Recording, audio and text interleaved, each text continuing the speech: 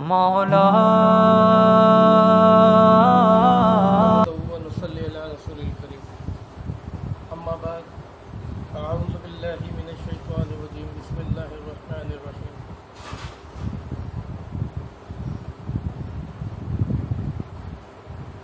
شعبان کا مہینہ جو کہ 3-4 دن پہلے شروع ہو چکا ہے اور اس مہینے کے حوالے سے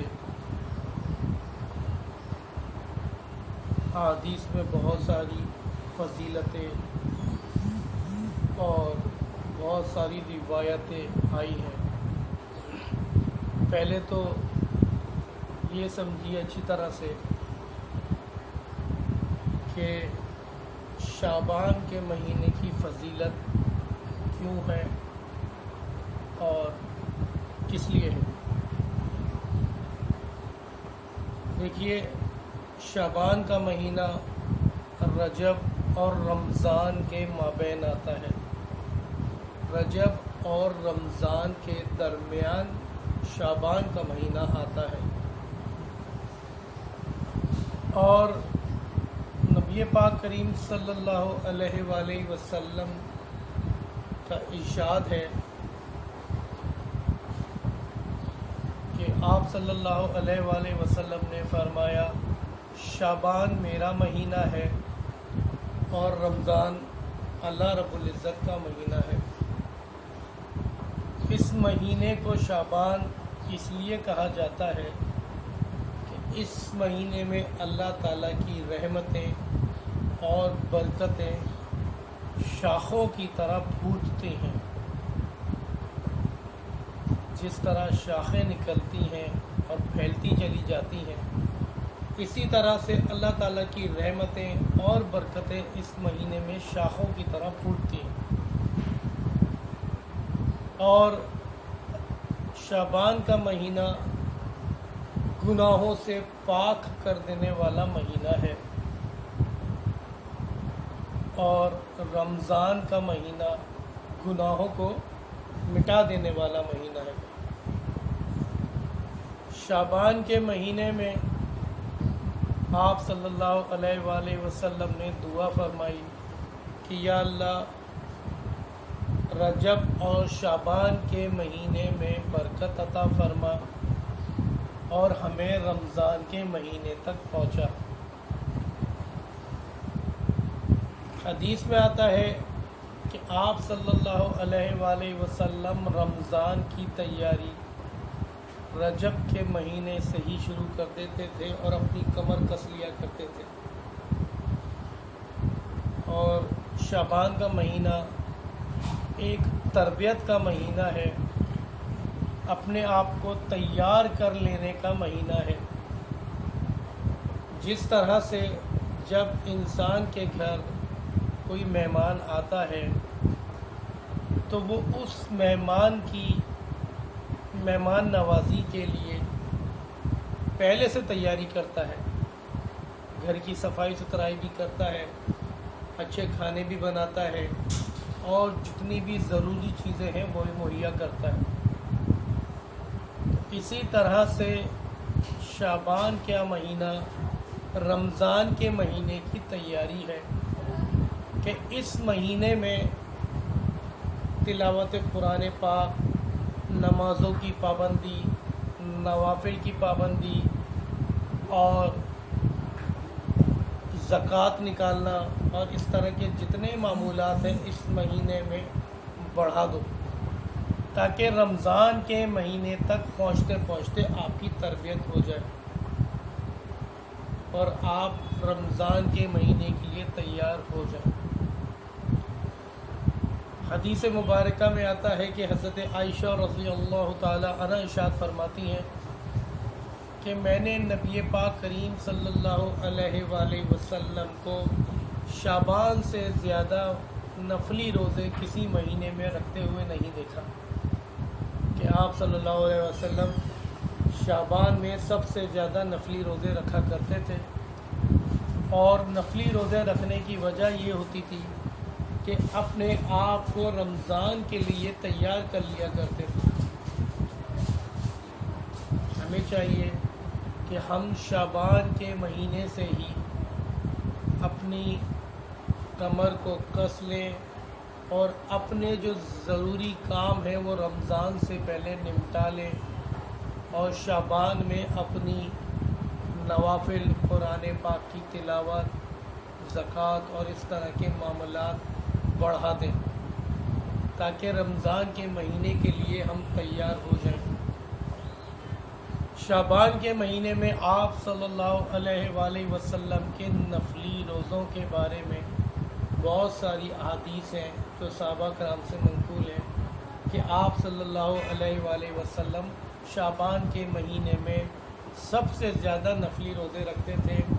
مطلب یہ کہ کسی اور مہینے میں اتنے نفلی روزے نہیں رکھا کرتے تھے جتنا شعبان کے مہینے میں رکھا کرتے تھے۔ اور شعبان کے مہینے کی فضیلتیں بہت ساری ہیں، بہت ہیں۔ شعبان کے مہینے میں ایک نصف مہینے میں ایک رات آتی ہے جسے شب برات کہتے ہیں۔ شب برات کا مطلب ہوتا ہے نجات کی رات۔ برات کے معنی ہیں نجات، نجات کی رات۔ اس مہینے میں اللہ رب العزت، حدیث میں آتا ہے، اس مہینے میں اللہ رب العزت بنی قلب کی بکریوں کے بالوں کے برابر لوگوں کی مغفرت فرماتے ہیں۔ اب اس میں دو طرح کی روایتیں ہیں کہ بنی قلب کی بکریوں کے برابر گناہ گاروں کی مغفرت ہوتی ہے، اتنے گناہ گار معاف کر دیے جاتے ہیں جتنی بنی قلب کی بکریوں کے بال۔ اور دوسری روایت میں آتا ہے کہ اتنے گناہ بخش دیے جاتے ہیں کہ اگر کسی کے گناہ بنی قلب کی بکریوں کے بالوں کے برابر بھی ہوں تو وہ بھی بخش دیے جاتے ہیں۔ یہ دو روایتیں، ایک روایت میں بنی قلب کی بکریوں کے بالوں کے برابر گناہ گار بخشے جاتے ہیں، اور دوسری روایت میں اگر کسی کے گناہ بنی قلب کی بکریوں کے بالوں کے برابر ہوں تو اللہ رب العزت انہیں بھی بخش دیتا ہے۔ اور یہ رات بڑی فضیلت والی رات ہے، اور اس رات میں اللہ رب العزت پورے سال کے فیصلے فرما دیتے ہیں کہ کون سا بچہ پیدا ہوگا اور کون اس دنیا سے جائے گا، کس کو رزق کی فراہمی ہوگی، کس کو رزق کی تنگی ہوگی، کس کا رزق اعتدال میں رہے گا، کون شفا پائے گا، کون بیمار ہوگا۔ تو انسان کی زندگی کے جتنے بھی فیصلے ہیں اللہ رب العزت اس رات میں فرماتے ہیں۔ اسی لیے نبی پاک کریم صلی اللہ علیہ وآلہ وسلم نے فرمایا کہ اس رات میں اپنے آپ کو عبادات میں مصروف رکھو، نوافل پڑھو، قرآن پاک کی تلاوت کرو، اللہ رب العزت سے اپنے گناہوں کی معافی مانگو، توبہ استغفار کرو، اللہ کے آگے گر گڑاؤ۔ اور کیونکہ جس طرح سب کو پتہ ہے کہ بعد نماز مغرب 15ویں شب لگ جاتی ہے، اور ہمارا معمول تو یہ ہے کہ ہم شعبان میں 12-1 بجے تک، 15واں شعبان میں 12-1 بجے تک کوئی تلاوت نہیں کرتے، کوئی نماز نہیں پڑھتے، کوئی توبہ استغفار نہیں کرتے۔ ہم نے تو اپنے دلوں میں یہ بات بٹھا لی ہے کہ جاگنے والی اگر رات ہے تو رات 11-12 بجے کے بعد عبادت شروع کریں، حالانکہ مغرب کی نماز کے بعد ہی شب بدل جاتی ہے، تاریخ بدل جاتی ہے، شعبان کی 15ویں لگ جاتی ہے۔ تو مغرب کی نماز کے بعد ہی اپنے آپ کو عبادت میں مشغول کریں، مغرب کی نماز پڑھیں، صلاۃ و اوابین پڑھیں، صلاۃ و توبہ پڑھیں، صلاۃ و تسبیح کی خاص طور پر، صلاۃ و تسبیح کی خاص طور پر جو ہے وہ کوشش کریں کہ اس کو ادا کریں۔ صلاۃ و تسبیح کے طریقے بہت ساری مختلف کتابوں میں مل جاتے ہیں، اور صلاۃ و تسبیح حدیث سے بھی ثابت ہے کہ آپ صلی اللہ علیہ وسلم کے چچا حضرت عباس رضی اللہ تعالیٰ عنہ کو آپ صلی اللہ علیہ وسلم نے یہ نماز بتلائی تھی۔ تو صلاۃ و تسبیح پڑھیں، اپنی نوافل پڑھیں، اپنی قضائے عمری کی نمازیں پڑھیں۔ مطلب یہ ہے کہ پوری رات اپنے آپ کو اللہ رب العزت کے آگے جھکا کے رکھیں، کیونکہ اس رات میں اللہ رب العزت آسمان پہ نزول فرماتے ہیں اور پکار کے کہتے ہیں کہ کوئی ہے مغفرت چاہنے والا جس کی مغفرت کرو، کوئی ہے رزق مانگنے والا جس کو میں رزق دوں، کوئی ہے تندرستی اور شفا مانگنے والا جس کو میں دوں۔ لیکن کتنی بد نصیبی کی بات ہے کہ اللہ رب العزت خود آواز لگا کے پکار رہے ہیں کہ آؤ اپنی مغفرت کرا لو، آؤ مجھ سے مانگ لو، لیکن میں ہوٹلوں میں بیٹھ کر، فالتو جگہوں پہ بیٹھ کر، دوستوں یاروں میں بیٹھ کر اپنے ٹائم کو ضائع کروں۔ اور دیکھیے اس رات میں اللہ رب العزت جیسے میں نے بتایا بنی قلب کی بکریوں کے برابر گناہ گاروں کو بخش دیا جاتا ہے۔ لیکن اب غور سے سننے والی بات کیا ہے؟ غور سے سننے والی بات یہ ہے کہ 4 طرح کے آدمی ایسے ہیں جن کی اس رات میں بھی بخشش و مغفرت نہیں ہوتی۔ 4 طرح کے آدمی ایسے ہیں جن کی اس رات میں بھی بخشش و مغفرت نہیں ہوتی۔ سب سے پہلا مشرک، شرک کرنے والا، اللہ کے ساتھ کسی کو شریک کرنے والے کی مغفرت نہیں ہوتی، کہ جو صفات، جو ذات، جو معاملات اللہ کے ہیں میں کسی غیر اللہ میں تلاش کروں، کسی ولی میں تلاش کروں اور اسے اللہ کی صفات عطا کروں تو یہ میں نے شرک کیا۔ اور لیکن میں ہوٹلوں میں بیٹھ کر، فالتو جگہوں پہ بیٹھ کر، دوستوں یاروں میں بیٹھ کر اپنے ٹائم کو ضائع کروں۔ اور دیکھیے اس رات میں اللہ رب العزت جیسے میں نے بتایا بنی قلب کی بکریوں کے برابر گناہ گاروں کو بخش دیا جاتا ہے۔ لیکن اب غور سے سننے والی بات کیا ہے؟ غور سے سننے والی بات یہ ہے کہ 4 طرح کے آدمی ایسے ہیں جن کی اس رات میں بھی بخشش و مغفرت نہیں ہوتی۔ 4 طرح کے آدمی ایسے ہیں جن کی اس رات میں بھی بخشش و مغفرت نہیں ہوتی۔ سب سے پہلا مشرک، شرک کرنے والا، اللہ کے ساتھ کسی کو شریک کرنے والے کی مغفرت نہیں ہوتی، کہ جو صفات، جو ذات، جو معاملات اللہ کے ہیں میں کسی غیر اللہ میں تلاش کروں، کسی ولی میں تلاش کروں اور اسے اللہ کی صفات عطا کروں تو یہ میں نے شرک کیا، اور شرک کرنے والے کی اللہ تعالیٰ مغفرت نہیں فرماتے۔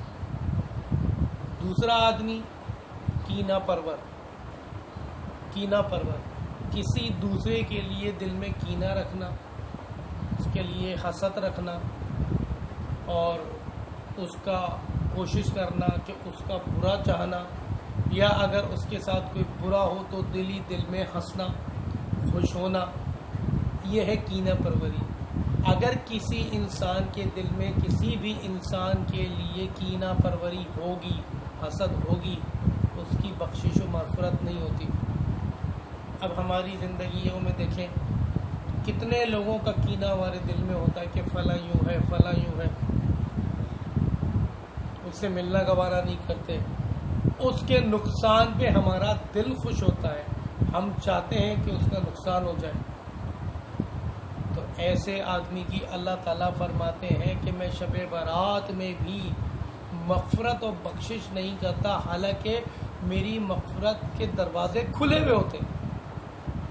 تو کینہ پرور کی مغفرت و بخشش نہیں ہوتی، کہ میں کسی کے ساتھ ملتا بھی ہوں، بات چیت بھی کرتا ہوں، خوش اسلوبی سے اس کو ظاہر بھی کرتا ہوں، لیکن میرے دل میں اس کے لیے کینہ ہے، تو میں اپنی مغفرت اور بخشش کے سامان پیدا نہیں کر سکتا۔ تیسرا آدمی قطع رحمی کرنے والا، قطع تعلق کرنے والا، کہ ایک آدمی کسی سے قطع تعلق کر لے، اپنے بھائی سے، اپنے پڑوسی سے، اپنے کسی مسلمان دوست سے، بھائی سے قطع تعلق کر لے، اس سے ملنا چھوڑ دے، شریعت میں 3 دن کی ناراضگی تو ہے، 3 دن کے بعد مومن کسی سے ناراض نہیں رہ سکتا۔ لیکن اگر کوئی قطع تعلق کرتا ہے، آج کل تو دوستوں میں، رشتہ داروں میں قطع تعلق ایسے ہوتے ہیں کہ سالوں سال قطع تعلق ہوتے ہیں اور اس کی پرواہی نہیں ہوتی۔ حالانکہ حدیث میں آتا ہے کہ اگر کوئی مسلمان بھائی 3 دن سے زیادہ اپنے مسلمان بھائی سے ناراض رہے تو اس نے یہ اچھا عمل نہیں کیا۔ تو قطع تعلق کرنے والا اگر کسی سے قطع تعلق کیا ہے، اگر کسی سے کینہ رکھا ہے، تو شعبان سے 15ویں شعبان سے پہلے اس سے قطع تعلق جو کیا تھا اس تعلق کو بحال کرے، کسی سے کینہ رکھا تھا اس سے معافی مانگ کے اس کے کینے کو دور کرے۔ اور چوتھا آدمی جس کی بخشش و مغفرت اس رات میں نہیں ہوتی، وہ ہے والدین کا، ماں باپ کا نافرمان۔ اگر کوئی اپنے ماں باپ کا نافرمان ہے تو اس کی بھی بخشش و مغفرت نہیں ہے۔ آج اگر ہم اپنے معاملات کو دیکھیں تو آج تو ہم اپنے ماں باپ کو کچھ سمجھتے ہی نہیں۔ اکثر و بیشتر لوگوں کو کہتے سنا ہے کہ ماں باپ کو کہہ دیتے ہیں کہ آپ کو کچھ نہیں آتا۔ جس ماں نے، جس باپ نے ساری زندگی انگلی پکڑ کے چلنا سکھایا، اگر آپ اس کو یہ کہہ دیں کہ آپ کو کچھ نہیں آتا تو ماں باپ کے دل پہ چھریاں چلتی ہوں گی، کلیجہ چھیل جاتا ہے، لیکن ہمیں اس کا احساس ہی نہیں ہوتا۔ ذرا سی بات پہ ان کو چھڑک دیتے ہیں۔ ہم یہ سمجھتے ہیں کہ کوئی بیکار سامان ہے جو ہمارے گھر میں پڑا ہوا ہے۔ تو اگر کسی نے ماں باپ کی حق تلفی کی، ماں باپ کا دل دکھایا، حدیث میں آتا ہے کہ اگر ماں باپ کافر بھی ہو تو ان کو اف نہ کہو۔ کیوں نہ ہو؟ کیونکہ انہوں نے تمہاری ذات پر بڑے احسانات کیے ہیں۔ تمہاری ماں نے تمہارے کو پیدا کرنے کی جو تکلیف جھیلی ہے اس کا احسان تو ساری زندگی نہیں اتار سکتا۔ تیرے باپ نے اپنا پسینہ نکال کر جو تجھے بڑا کیا اور تیری ہڈیوں میں جان پیدا کی، تو ساری زندگی بھی محنت کرے تب بھی ان کا احسان نہیں اتار سکتا۔ تو جو نہ ماں باپ کا نافرمان ہوگا اس کی بھی بخشش و مغفرت نہیں ہے۔ ماں باپ کی نافرمانی ایک الگ ٹاپک ہے، اس کے اوپر تو بہت ہی لمبا ٹائم چاہیے بیان کرنے کے لیے، کیونکہ جس طرح کا آج ہمارا معاشرہ ہے اور جس طرف جا رہا ہے اور جس طرح ہم اپنے ماں باپ کو سمجھتے ہیں، بڑا افسوس ہوتا ہے کہ ہم آج اپنے ماں باپ کی قدردانی نہیں کرتے۔ حدیث میں آتا ہے کہ اگر تمہارے ماں یا باپ میں سے کوئی ایک بھی بوڑھا تمہارے گھر میں موجود ہو تو اس کی خدمت کر کے اپنی لیے جنت بنا لو۔ ماں باپ کی خدمت پہ جنت کا وعدہ کیا گیا ہے۔ لیکن میں بزرگوں کے پاس، اللہ والوں کے پاس تو جاتا ہوں کہ حضرت دعا کر دیجیے، لیکن سب سے بڑے ولی میرے اپنے گھر میں موجود ہیں، میرے ماں باپ، ان سے میں دعا نہیں کرواتا، ان کی میں قدردانی نہیں کرتا۔ تو ضرورت اس امر کی ہے کہ یہ جو میں نے 4 لوگ بتائے کہ جن کی بخشش و مغفرت شب رات کی رات میں بھی نہیں ہوتی، مشرک، کینہ پرور، قطع تعلق کرنے والا اور ماں باپ کا نافرمان، یہ 4 خصلتیں جس کے اندر ہیں وہ اپنی ان خصلتوں کو چھوڑ دے اور اللہ سے معافی مانگ لے، کیونکہ اللہ کا تو یہ وعدہ ہے کہ ان 4 لوگوں کی بخشش و مغفرت نہیں ہوگی۔ ان 4 میں سے کوئی ایک بھی خصلت میرے اندر ہے تو اسے میں چھوڑ دوں۔ اور پھر اس کے دوسرے دن کا روزہ، اس کے دوسرے دن کا روزہ رکھنا چاہیے، حدیث سے ثابت ہے۔ اور اس کے علاوہ اس شب رات کی رات میں بہت سارے ہم نے معاملات اپنے اوپر ایسے شامل کر لیے ہیں جن کا قرآن و حدیث سے کوئی ثبوت نہیں ملتا۔ اس رات میں اکثر و بیشتر لوگ حلوے پکا کر بانٹتے ہیں، مختلف قسم کے حلوے بنائے جاتے ہیں، بانٹتے ہیں۔ دیکھیے شریعت میں اس طرح سے حلوے بانٹنے کا کوئی ثبوت نہیں ہے، نہ صحابہ کی زندگی میں، نہ آپ صلی اللہ علیہ وآلہ وسلم کی زندگی میں۔ لیکن یہ شیطان کا کارنامہ ہے کہ جس رات میں بخشش و مغفرت کے فیصلے ہو رہے ہیں، جس رات میں مجھے اللہ رب العزت کے آگے سجدے میں سر رکھنا چاہیے، شیطان نے مجھے دوسرے کاموں میں لگا دیا کہ میں حلوے پکانے میں اپنا 1-2 گھنٹے ضائع کروں، حالانکہ میرے لیے زندگی کا ایک ایک لمحہ قیمتی ہے۔ اور پھر چلیں، ایک تو بات یہ کہ حلوے پکانا، پھر اس کو دین کا حصہ سمجھ لینا اور شعبان کی رات کا حصہ سمجھ لینا، جی اس کے بغیر تو شب رات ہوگی نہیں، اور جو نہ پکائے اس کو آپ ملامت کریں، یہ بات تو سمجھ میں آتی نہیں۔ جو نہ پکائے اس کو ملامت کریں۔ ایک شخص پورا سال اللہ اور اس کے رسول کے احکامات کو مانتا ہے، سنتوں پہ عمل کرتا ہے، نمازوں کی پابندی کرتا ہے، قرآن پاک کی تلاوت کرتا ہے، مطلب یہ کہ پورا سال قرآن و سنت کے مطابق اپنی زندگی گزارتا ہے، لیکن اگر وہ شب رات میں حلوہ نہ پکائے تو آپ اسے گستاخ کا نام دے دیتے ہیں۔ یہ تو زیادتی ہے، یہ تو بری بات ہے۔ تو کام ہمیشہ وہ کریں جو شریعت سے ثابت ہو۔ پھر اس رات میں اکثر و بیشتر لوگ قبرستان جاتے ہیں، حالانکہ ہمارے نبی پاک کریم صلی اللہ علیہ وآلہ وسلم کا معمول ہر سال قبرستان جانے کا نہیں تھا۔ آپ صلی اللہ علیہ وآلہ وسلم مختلف روایتوں میں آیا ہے کہ زندگی میں ایک بار شب رات کی رات میں قبرستان گئے۔ دوسری روایت مختلف روایتوں میں ہے کہ آپ کا معمول یہ نہیں تھا کہ آپ ہر سال جاتے تھے، لیکن ہم نے اس کے اوپر مسلط یہ کر لیا اپنے اوپر کہ ہم ہر سال جانا لازم و ملزوم قرار دے دیا، اور ہم نے اسے 15 شعبان کا حصہ بنا دیا۔